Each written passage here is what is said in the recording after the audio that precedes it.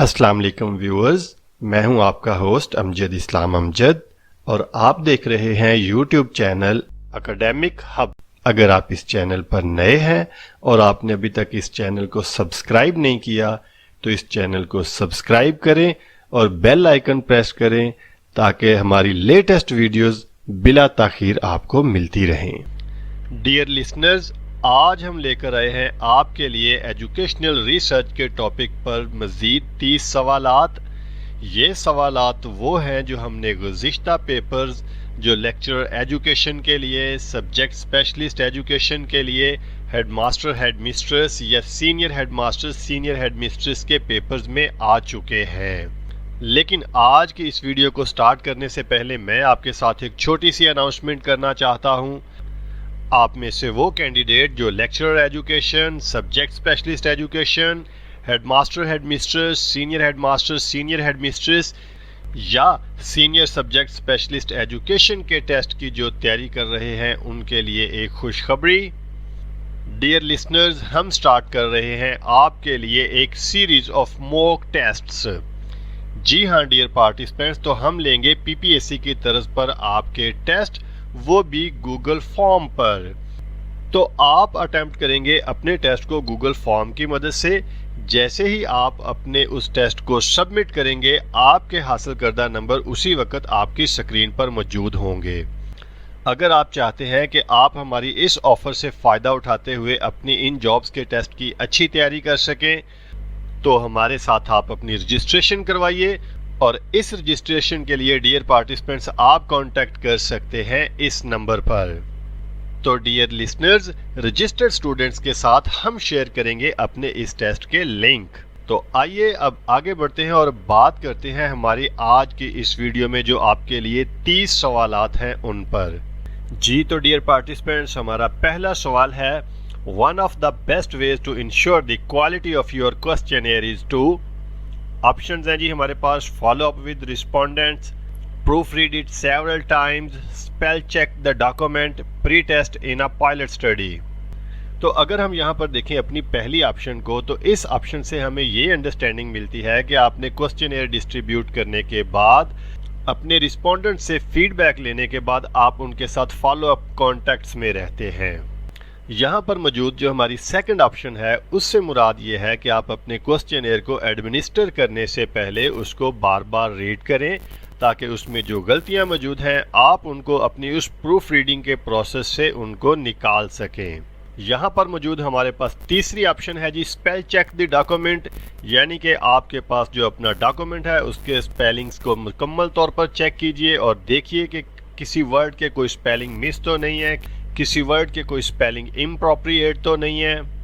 हमारे पास यहाँ पर मौजूद आखिरी ऑप्शन है जी, pre test in a pilot study.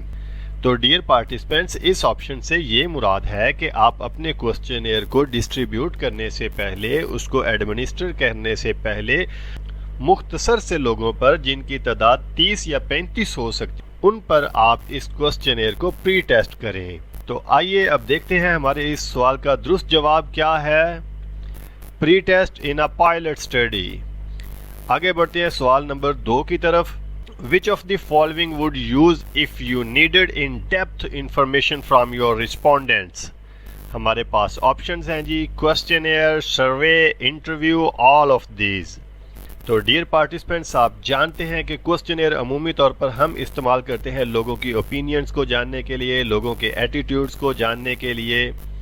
अगर बात की जाए यहाँ पर मौजूद सेकंड ऑप्शन की, तो सर्वे डियर पार्टिसिपेंट्स हम अमूमी तौर पर वहाँ इस्तेमाल करते हैं जहाँ हमने बड़े पैमाने पर, वसी पैमाने पर लोगों से इंफॉर्मेशन कलेक्ट करनी होती है। यहाँ पर मौजूद तीसरी ऑप्शन है इंटरव्यू। इससे मुराद ये है कि आप अपने रिस्पोंडेंट से डाटा कलेक्ट करते हैं पर्सनल इंटरेक्शंस के ज़रिए। तो इस टेक्निक के ज़रिए आप अपने रिस्पोंडेंट से किसी भी चीज़ के मुतल्लिक इन डेप्थ डाटा वसूल कर सकते हैं। हमारे पास यहाँ पर मौजूद आखिरी ऑप्शन है, ऑल ऑफ दीज। तो अब देखते हैं इस क्वेश्चन का आंसर क्या है, इंटरव्यू। जी तो अब आगे बढ़ते हैं और बात करते हैं सवाल नंबर 3 पर। The guide a researcher uses to structure an interview is called questionnaire, survey, instrument और प्रोटोकॉल।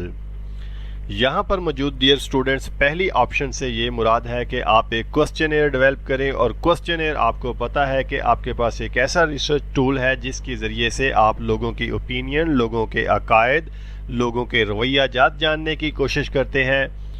दूसरी ऑप्शन है हमारे पास सर्वे, और सर्वे वही टेक्निक है जिसके मुतल्लिक हम अपने गुज़िश्ता सवाल में बात कर चुके हैं। इसके बाद यहाँ पर मौजूद है हमारे पास तीसरी ऑप्शन जी, इंस्ट्रूमेंट। तो इंस्ट्रूमेंट डियर पार्टिसिपेंट्स वो डिवाइस होती है जिसकी मदद से हम रिसर्च के प्रोसेस के दौरान लोगों से डाटा कलेक्ट करते हैं। आपने डिफरेंट किस्म के रिसर्च इंस्ट्रूमेंट्स के नाम सुने हुए हैं, जिनमें शामिल है क्वेश्चनेयर, इंटरव्यू, ऑब्जर्वेशन, चेकलिस्ट। तो इस तरह वो तमाम डिवाइसेस जिनकी मदद से आप पार्टिसिपेंट से डाटा कलेक्ट करते हैं, वो डिवाइसेस कहलाती हैं आपके इंस्ट्रूमेंट। यहाँ पर मौजूद लास्ट ऑप्शन है जी हमारे पास प्रोटोकॉल। तो इससे मुराद डियर पार्टिसिपेंट्स ये होती है कि आपने अगर कोई एक इंटरव्यू करना है तो आपके पास उस इंटरव्यू को कंडक्ट करने के लिए गाइडलाइंस मौजूद होंगी। तो अमूमी तौर पर इंटरव्यूअर फॉलो करता है अपनी उन गाइडलाइंस को एक इंटरव्यू को कंडक्ट करने के दौरान। तो आइए अब जानते हैं हम कि इस क्वेश्चन का आंसर क्या है। जी, तो इसका आंसर है जी प्रोटोकॉल। आगे बढ़ते हैं और बात करते हैं हमारे चौथे सवाल पर। A study design to establish the relationship between two variables is best described as. Dear listeners, हमारे पास यहाँ पर मौजूद पहली ऑप्शन है डिस्क्रिप्टिव। तो डिस्क्रिप्टिव आप जानते हैं एक ऐसा रिसर्च डिज़ाइन है आपके पास जिसमें आप किसी करंट इशू को स्टडी करते हैं, किसी एक पर्टिकुलर इशू को लेकर आप उसके बारे में लोगों की राय जानने की कोशिश करते हैं। तो डिस्क्रिप्टिव स्टडी में डियर पार्टिसिपेंट्स आपके पास एक वेरिएबल भी हो सकता है और एक से ज़्यादा भी हो सकते हैं। हमारे पास यहाँ पर मौजूद सेकंड ऑप्शन है जी कोरिलेशनल। तो डियर पार्टिसिपेंट्स, कोरिलेशनल रिसर्च हमारे पास एक ऐसी रिसर्च है जिसमें ना सिर्फ हम दो वेरिएबल्स के दरमियान रिलेशनशिप जानने की कोशिश करते हैं, इनफैक्ट हम वहाँ पर एक्सटेंट ऑफ रिलेशनशिप जानने की भी कोशिश करते हैं। यहाँ पर मौजूद हमारे पास तीसरी ऑप्शन है experimental. Experimental research dear participants एक ऐसी रिसर्च होती है जिसमें एक वेरिएबल का आप इन्फ्लुएंस देखना चाहते हैं दूसरे वेरिएबल पर, और इस इन्फ्लुएंस को चेक करने के लिए आप एक वेरिएबल जो आपका इंडिपेंडेंट वेरिएबल होता है उसको ट्रीटमेंट देते हैं। इस सवाल की मौजूद लास्ट ऑप्शन है जी हमारे पास सिंगल सब्जेक्ट। सिंगल सब्जेक्ट से ये मुराद है कि आप अपनी स्टडी कंडक्ट कर रहे हैं किसी एक सब्जेक्ट पर। तो आइए अब देखते हैं कि इस क्वेश्चन का हमारे पास आंसर क्या है। Correlational research. आगे बढ़ते हैं और बात करते हैं हम पांचवें सवाल की। What is the minimal sample size of a correlational study. Options है जी हमारे पास 15, 30, 50 और 100। तो डियर पार्टिसिपेंट्स, पहली ऑप्शन है 15। 15 का जो सैंपल साइज है वो बहुत ही कम होता है। यहाँ पर हम आपसे एक इंफॉर्मेशन शेयर करते चलें कि अमूमी तौर पर हम जो एक्सपेरिमेंटल रिसर्च डिज़ाइन करते हैं उसमें हम दो ग्रुप्स बनाते हैं, और उन दो ग्रुप्स के लिए जो मिनिमम आपके पास रिक्वायरमेंट है वो 15 पार्टिसिपेंट्स की है। तो इस क्वेश्चन में चूंकि एक्सपेरिमेंटल स्टडी की बात नहीं की गई, सो आई थिंक आप नहीं जाएंगे फर्स्ट ऑप्शन पर। यहाँ पर मौजूद दूसरी ऑप्शन है 30 की। तो डियर पार्टिसिपेंट्स, ये आप याद रखें कि 30 हमारे पास वो मिनिमम सैंपल होता है जिसकी मदद से हासिल किया गया डाटा हमारा कुछ मखसूस अजम्पशंस को फुलफिल करता है। क्योंकि जब आपके पास डाटा आ जाता है तो उसके बाद आपने ये चेक करना है कि आपका वो डाटा किन अजम्पशंस को फुलफिल करता है। उसकी बुनियाद पर आप इस बात का अंदाज़ा लगाते हैं कि आपने कौन सी स्टैटिस्टिक्स इस पर इस्तेमाल करनी है। अगर आपका सैंपल 30 से कम है तो आपकी वो अजम्पशंस जिनमें से बिलखसूस अजम्पशन ऑफ नॉर्मेलिटी, इस अजम्पशन को आपका डाटा क्वालिफाई नहीं कर सकेगा। तो इसलिए किसी रिसर्च के लिए जो कम से कम सैंपल साइज होता है वो 30 होता है। बिल्कुल इसी तरह से जैसे हम किसी स्टडी को कंडक्ट करने से पहले जब हम एक पायलट टेस्टिंग करते हैं उसके लिए भी कम से कम पार्टिसिपेंट्स की जो तादाद है वो 30 रखी जाती है। तीसरी ऑप्शन है डियर पार्टिसिपेंट्स हमारे पास 50 की। तो 50 हमारे पास एक अच्छा नंबर है सैंपल के लिए। लास्ट ऑप्शन है जी हमारे पास 100। तो ये याद रखें डियर फेलोज कि आपके पास 100 वो कम से कम सैंपल साइज है जिसकी मदद से आप एक डिस्क्रिप्टिव रिसर्च कंडक्ट कर सकते हैं। तो यहाँ पर चूंकि डिस्क्रिप्टिव रिसर्च की भी बात नहीं की गई, तो देखते हैं इस क्वेश्चन का हमारे पास आंसर क्या है जी। 30 पार्टिसिपेंट्स। आगे बढ़ते हैं और बात करते हैं सवाल नंबर 6 पे। मिस्टर मंजर calculated a correlation coefficient of 0.75 which of the following reflects the best interpretation of this। Option है जी हमारे पास weak negative, strong negative, weak positive और स्ट्रॉन्ग पॉजिटिव। तो डियर लिसनर्स, हमने इस बात का ख्याल रखना है कि अगर बात की जा रही है कोरिलेशन कोएफिशिएंट की, तो आपका कोरिलेशन कोएफिशिएंट की जो वैल्यूज हैं वो आ सकती हैं -1 से लेकर +1 के बीच। और यहाँ से आपने जो अगली बात ज़हन में रखनी है वो ये है कि जो आपके पास प्लस और माइनस की सिंबल आती है, ये जस्ट रिलेशनशिप की डायरेक्शन को रिप्रेजेंट कर रही है। डियर पार्टिसिपेंट्स, हम शेयर करने लगे हैं आपके साथ एक ऐसा फार्मूला जिसकी मदद से आप इस किस्म के सवालात को बिल्कुल हलवा समझते हुए अटेम्प्ट कर सकते हैं। Dear participants, irrespective of direction, अगर आपके पास कोरिलेशन कोएफिशिएंट की वैल्यू 0.01 से लेकर 0.30 तक रहती है तो वो आपका एक वीक कोरिलेशन होता है। और अगर आपके पास कोरिलेशन कोएफिशिएंट की वैल्यू 0.31 से लेकर 0.60 तक होती है तो वो आपका मॉडरेट या एवरेज कोरिलेशन कहलाएगा। लेकिन अगर आपके कोरिलेशन कोएफिशिएंट की वैल्यू 0.61 से लेकर 1 तक जाती है तो वहां पर आपका स्ट्रॉन्ग कोरिलेशन होगा। तो यहाँ पर मौजूद पहली ऑप्शन है जी हमारे पास वीक नेगेटिव। तो चूंकि यहाँ पर इस वैल्यू के साथ नेगेटिव नहीं है इसलिए हम इसको रिजेक्ट कर देंगे। दूसरी ऑप्शन है हमारे पास स्ट्रॉन्ग नेगेटिव। इसको भी डियर पार्टिसिपेंट्स हम इसलिए रिजेक्ट कर देंगे क्योंकि इस वैल्यू के साथ माइनस की सिंबल नहीं है।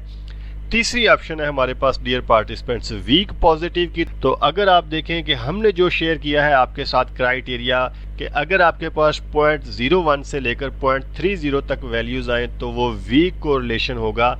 लेकिन इस सवाल में मौजूद जो वैल्यू है वो 0.75 है, इसलिए आप तीसरी ऑप्शन को भी रिजेक्ट करेंगे और आपके इस सवाल का दुरुस्त जवाब होगा स्ट्रॉन्ग पॉजिटिव। आगे बढ़ते हैं सवाल नंबर 7 पर। The unique characteristics of causal comparative design is the lack of differences between the groups on the independent variable, measures of the dependent variable, reliable results, pre test of both groups. तो dear participants, हम solved paper पर मौजूद अपनी गुज़िश्ता video में इस चीज़ पर बात कर चुके हैं कि काजल कंपैरेटिव रिसर्च आपके पास एक ऐसी रिसर्च होती है जिसमें आप एक इंडिपेंडेंट वेरिएबल पर दो डिफरेंट ग्रुप्स को कंपेयर करते हैं। तो इसलिए यहाँ पर मौजूद जो फर्स्ट ऑप्शन है वो तो इसी की कैरेक्टरिस्टिक है। अगर हम बात करें सेकंड ऑप्शन की measures of the dependent variable, तो ये भी इसी काजल कंपैरेटिव रिसर्च की एक कैरेक्टरिस्टिक है। नंबर 3 ऑप्शन है जी हमारे पास रिलायबल रिजल्ट्स की। रिलायबल रिजल्ट्स आपको पता है कि ऐसे रिजल्ट्स होते हैं जो कंसिस्टेंट आए, जो over the period of time आपको सेम रिजल्ट्स मिले, वो आपके रिलायबल रिजल्ट्स हैं। लास्ट ऑप्शन है जी हमारे पास pre test of both groups. तो डियर पार्टिसिपेंट्स, हमें इस चीज़ का अंदाज़ा है कि प्री टेस्ट या पोस्ट टेस्ट की जो टर्म्स हैं वो एसोसिएटेड है एक्सपेरिमेंटल रिसर्च के साथ। तो यहाँ पर मौजूद अगर ऑप्शंस में से मैं बात करूँ तो कौन सी कैरेक्टरिस्टिक नहीं है काजल कंपैरेटिव रिसर्च की, तो आपका आंसर होगा option number 4, pre test of both groups. आगे बढ़ते हैं जी और बात करते हैं हमारे अगले सवाल पर। Which of the following is not an inferential statistics. Options हैं जी हमारे पास T test, standard deviation, analysis of variance और काई स्क्वायर। तो डियर पार्टिसिपेंट्स, हम आपसे शेयर करते हैं कि इन्फरेंशियल स्टैटिस्टिक्स है क्या। तो डियर लिसनर्स, इन्फरेंशियल स्टैटिस्टिक्स का इस्तेमाल आप वहाँ पर करते हैं जब आपको अपने डाटा से कुछ रिजल्ट्स को इन्फर करना पड़े, आपके पास कुछ ऐसी वैल्यूज आ जाए, आप वहां से पर्टिकुलर जो एक रिजल्ट है उसको इन्फर करें। टी टेस्ट डियर पार्टिसिपेंट्स हमारे पास इन्फरेंशियल स्टैटिस्टिक्स है और इसको हम वहां इस्तेमाल करते हैं जहां हमने दो ग्रुप्स के मीन्स के दरमियान डिफरेंस चेक करना हो। हमारे पास मौजूद यहाँ पर सेकंड ऑप्शन है स्टैंडर्ड डेविएशन। तो स्टैंडर्ड डेविएशन डियर पार्टिसिपेंट्स हमारे पास एक ऐसा टेस्ट है जिसके ज़रिए हम इस बात का अंदाज़ा लगाते हैं कि हमारे पास जो डिफरेंट पॉइंट ऑफ स्कोर्स हैं वो मीन वैल्यू से कितना वेरी करते हैं, कितने डिस्पर्स रहते हैं। तो यहाँ पर मौजूद हमारे पास तीसरी ऑप्शन है जी एनालिसिस ऑफ वेरिएंस। तो dear participants, analysis of variance ये भी हमारे पास एक इन्फरेंशियल स्टैटिस्टिक्स है। इस टेस्ट का इस्तेमाल हम वहां पर करते हैं जब हमारे पास ग्रुप्स 3 या 3 से ज्यादा हो और उनके जो मीन वैल्यूज हैं उनके दरमियान डिफरेंस को चेक करने के लिए इस्तेमाल किया जाता है ये टेस्ट। इस सवाल की हमारे पास लास्ट ऑप्शन है जी काई स्क्वायर। तो डियर पार्टिसिपेंट्स, काई स्क्वायर भी एक इन्फ्रेंशियल स्टैटिस्टिक्स है, तो इस सवाल का आपका आंसर होगा स्टैंडर्ड डेविएशन। बात करते हैं सवाल नंबर 9 पर। In experimental research the researcher manipulates, options हैं जी at least one dependent variable, all variables, at least one independent variable, at least one independent variable and one dependent variable. इस सवाल को लेकर डियर लिसनर्स हम आपकी खिदमत में अर्ज करना चाहते हैं कि एक्सपेरिमेंटल रिसर्च एक ऐसी रिसर्च है जिसमें एक वेरिएबल का इफेक्ट देखा जाता है किसी दूसरे वेरिएबल पर, और उनमें से जो आपका पहला वेरिएबल होता है यानी कि जो आपका इंडिपेंडेंट वेरिएबल होता है उसको ट्रीटमेंट दिया जाता है रिसर्चर की तरफ से। इसलिए इस सवाल में मौजूद जो फर्स्ट ऑप्शन है आप उसको रिजेक्ट करेंगे क्योंकि डिपेंडेंट वेरिएबल को ट्रीटमेंट नहीं दिया जाता। इसी तरह ऑल वेरिएबल्स को ट्रीटमेंट नहीं दिया जाता, इसलिए दूसरी ऑप्शन को भी रिजेक्ट करेंगे। तीसरी ऑप्शन है जी हमारे पास at least one independent variable. Last option है जी हमारे पास at least one independent variable and one dependent variable. हमें इस चीज़ का अब अंदाज़ा हो चुका है कि इसमें सिर्फ और सिर्फ जो इंडिपेंडेंट वेरिएबल होता है उसको मैनिपुलेट किया जाता है, तो इसलिए चौथी ऑप्शन को भी हम रिजेक्ट करेंगे और इस सवाल का दुरुस्त जवाब होगा एटलीस्ट वन इंडिपेंडेंट वेरिएबल। बात करते हैं सवाल नंबर 10 पर। Which of the following helps to establish the representativeness of the subjects in groups? Random assignment, selecting pre existing groups, random selection, manipulating the independent variable. तो जानते हैं जी इस सवाल का दुरुस्त जवाब क्या है हमारे पास। तो dear participants, random selection. Random selection को लेकर डियर पार्टिसिपेंट्स हम आपकी खिदमत में ये अर्ज करेंगे कि ये आपके पास ऐसा तरीका इंतखाब है जिसकी मदद से आपके सैंपल में वो तमाम खसूसियात मौजूद हो सकती हैं जो आपकी पॉपुलेशन में मौजूद हैं। तो इसलिए अमूमी तौर पर पॉपुलेशन के बेहतरीन रिप्रेजेंटेटिव सैंपल को सिलेक्ट करने के लिए हम इस्तेमाल करते हैं रैंडम सिलेक्शन। आगे बढ़ते हैं और बात करते हैं सवाल नंबर 11 पर। The control of extraneous variable to ensure the treatment alone causes the effect is known as. यहाँ पर मौजूद डियर पार्टिसिपेंट्स जो हमारे पास पहली ऑप्शन है मैनिपुलेशन, इससे मुराद ये है कि आप एटलीस्ट एक इंडिपेंडेंट वेरिएबल को ट्रीटमेंट दें। हमारे पास मौजूद दूसरी ऑप्शन है जी प्रेडिक्टिव वैलिडिटी। तो प्रेडिक्टिव वैलिडिटी के बारे में हम जानते हैं कि इसकी मदद से हम प्रेडिक्शन की तरफ जाते हैं। यहाँ पर मौजूद तीसरी ऑप्शन है internal validity. Internal validity dear students एक ऐसा कॉन्सेप्ट है जिसकी मदद से हम एक एक्सपेरिमेंटल रिसर्च के दौरान अपने डिपेंडेंट वेरिएबल का हम ख्याल रखते हैं कि वो सिर्फ और सिर्फ इन्फ्लुएंस हो उस इंडिपेंडेंट वेरिएबल से। उसके अलावा बाकी जो दीगर वेरिएबल हैं आपके पास, कंफाउंडिंग वेरिएबल हैं, एक्सट्रेनियस वेरिएबल्स हैं, उनसे आप डिपेंडेंट वेरिएबल को इफेक्ट होने से बचाते हैं। हमारे पास यहाँ पर मौजूद लास्ट ऑप्शन है एक्सटर्नल वैलिडिटी। तो डियर पार्टिसिपेंट्स हमारे पास एक्सटर्नल वैलिडिटी का जो कंसेप्ट है उस स्टडी के रिजल्ट्स की जनरलाइजेशंस के साथ है। तो यहाँ पर मौजूद 4 में से हम जाएंगे जी तीसरी ऑप्शन के साथ। तो इस सवाल का जवाब होगा इंटरनल वैलिडिटी। बात करते हैं नेक्स्ट क्वेश्चन पर। The purpose of a correlation is to measure central tendency, variation, relative position और रिलेशनशिप्स।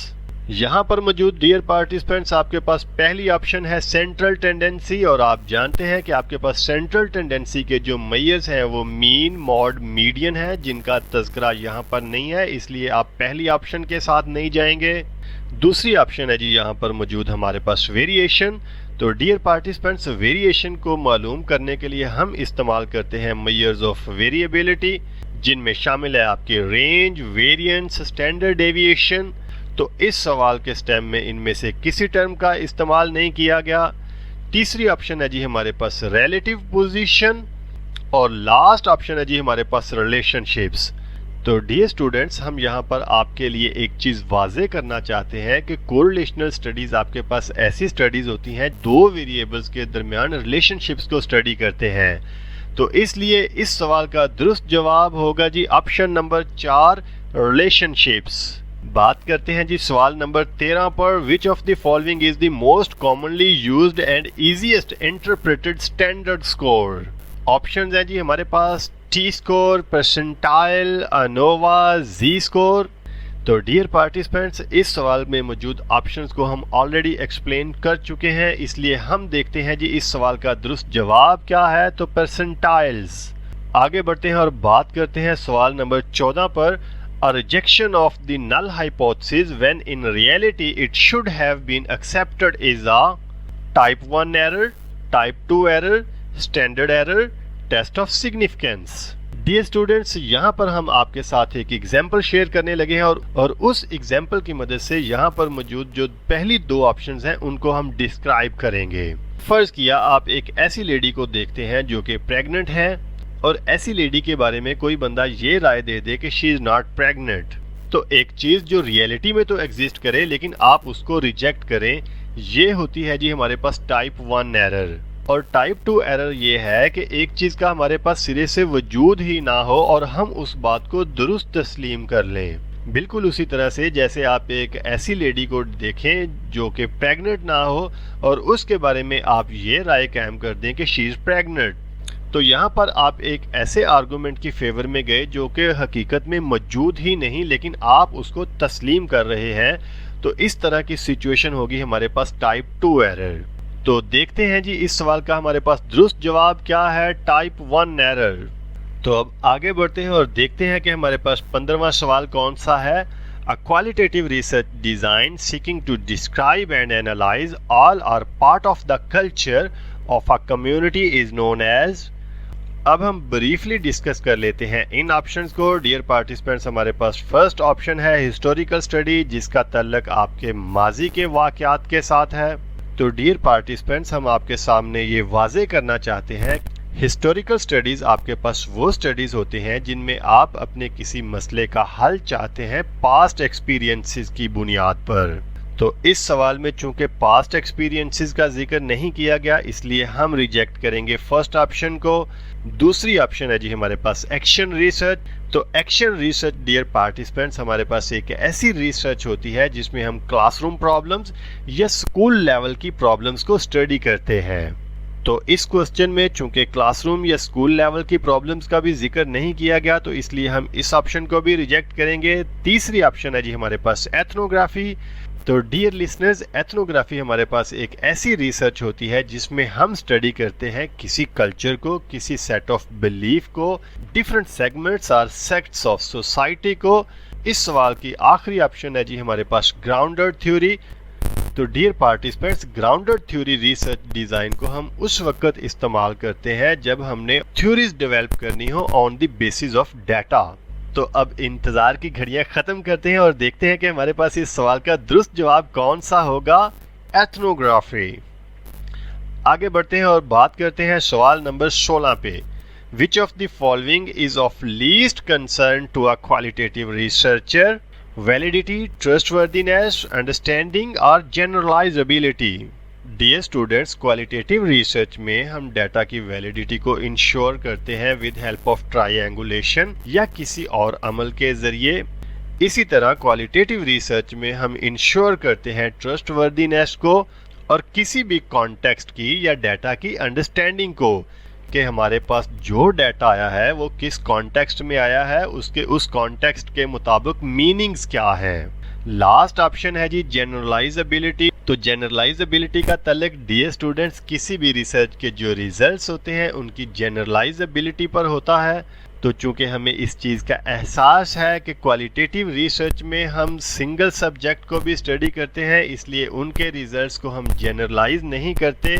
इसलिए इस सवाल का हमारे पास दुरुस्त ऑप्शन होगा जी number 4, generalisability.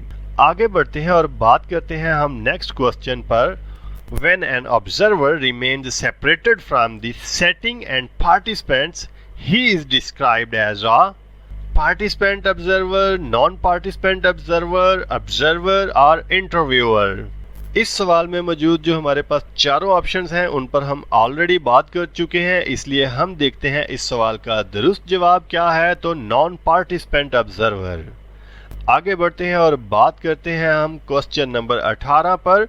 Which of the following terms describes an interview protocol in which the topics and questions to be addressed were identified, but the order in which the questions would be asked was not stipulated?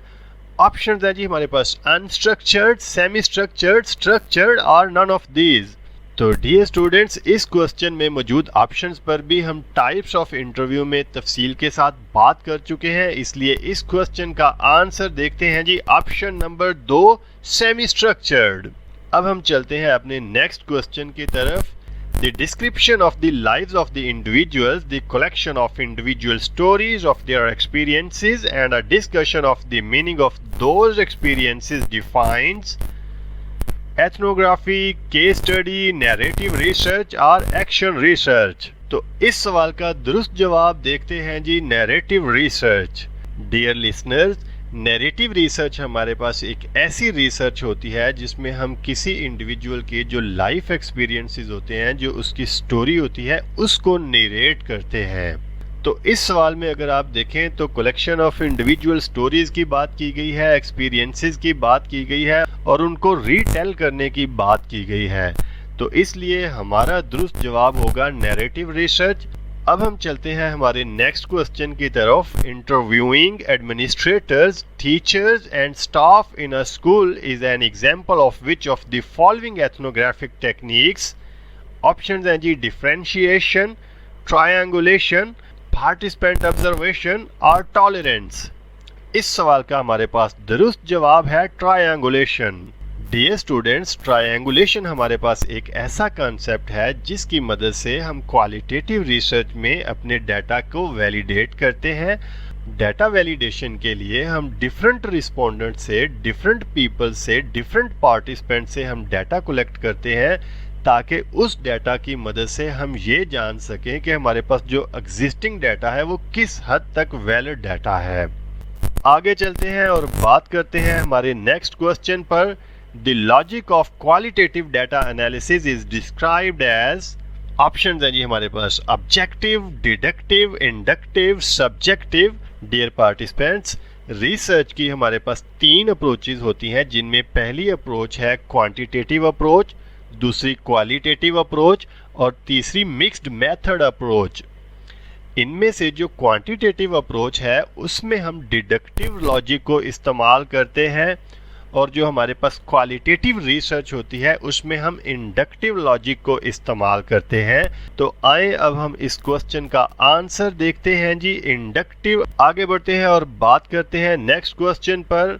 A research design that utilize both quantitative and qualitative methods is called action research, mixed method research, mixed action research और ethnographic experimental research।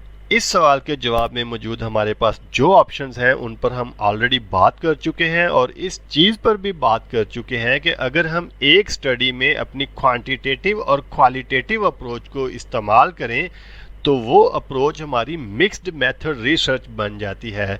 तो इसलिए इस सवाल का हमारे पास दुरुस्त जवाब होगा option number 2 mixed method research. आगे चलते हैं और बात करते हैं हमारे नेक्स्ट क्वेश्चन पर। Which method is dominant in qual quan mixed method design? Options हैं जी हमारे पास quantitative is dominant, qualitative is dominant, neither is dominant, both are dominant. तो डियर स्टूडेंट्स, इस तरह के क्वेश्चंस आपको अक्सर पूछे जाते हैं, लेकिन आज हम आपके सामने एक ऐसी इंडिकेशन आपको देना चाहते हैं जिसकी मदद से आप इस किस्म के सवालात को नहायत आसानी से अटेम्प्ट कर सकेंगे।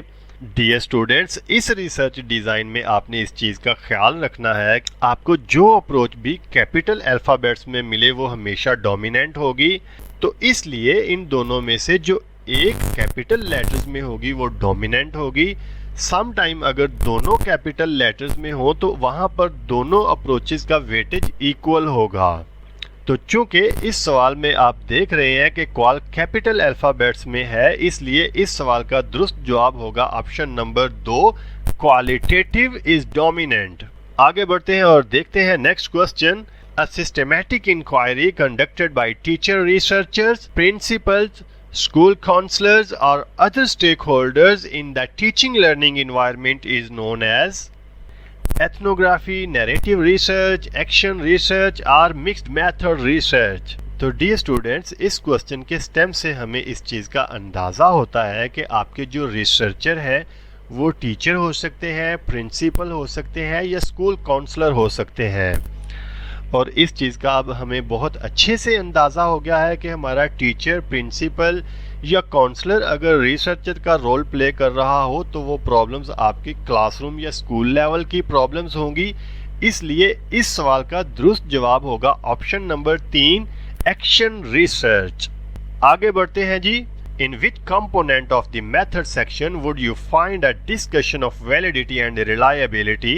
Participants, instruments, design, procedures। यहाँ पर मौजूद ऑप्शंस को थोड़ा सा डिस्क्राइब कर लेते हैं जी। पार्टिसिपेंट से मुराद रिसर्चर के इंटरेस्ट के वो लोग हैं जिन पर रिसर्चर अपनी स्टडी को कंडक्ट करना चाहता है। इंस्ट्रूमेंट से मुराद वो डिवाइस है जिसको रिसर्चर इस्तेमाल करता है अपने पार्टिसिपेंट से डाटा कलेक्ट करने के लिए, और उस डाटा को कलेक्ट करने के लिए रिसर्चर इंश्योर करता है उस डाटा की वैलिडिटी और रिलायबिलिटी को। तीसरी ऑप्शन है जी हमारे पास डिज़ाइन। तो डियर स्टूडेंट्स, रिसर्च डिज़ाइन आपके पास एक ऐसा कॉन्सेप्ट है जिसमें रिसर्चर के लिए कुछ गाइडलाइंस मौजूद होती हैं और उन गाइडलाइंस को फॉलो करते हुए रिसर्चर ने कंप्लीट करनी होती है अपनी स्टडी। लास्ट ऑप्शन यहाँ पर मौजूद है जी प्रोसीजर्स, जिसका तल्लक डाटा कलेक्शन, डाटा एनालिसिस और पूरे उस तरीकाकार के साथ है जिसके मुताबिक आप रिसर्च कंडक्ट कर रहे हैं। तो इन ऑप्शंस की डिस्क्रिप्शन से अब आपको अच्छे से अंदाज़ा हो गया होगा कि हमारे इस सवाल का जवाब होगा ऑप्शन नंबर 2, इंस्ट्रूमेंट्स। आगे बढ़ते हैं और देखते हैं जी next question. In which section is the researcher allowed greater flexibility to express opinions, discuss implications for educational practices and suggest additional research? Options हैं जी हमारे पास review of the literature, significance of the study, results or discussion।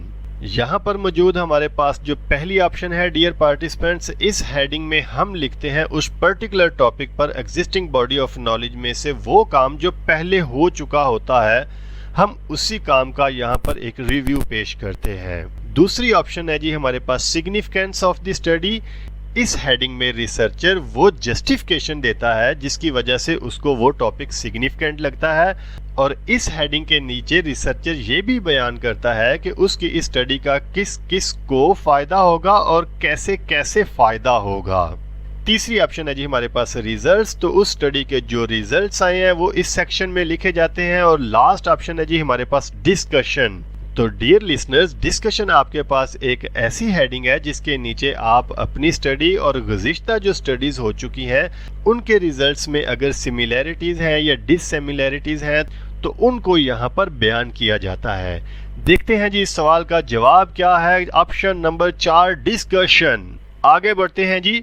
In which type of the study would you likely find evaluation criteria related to the control of extraneous variables through the selection of specific research designs?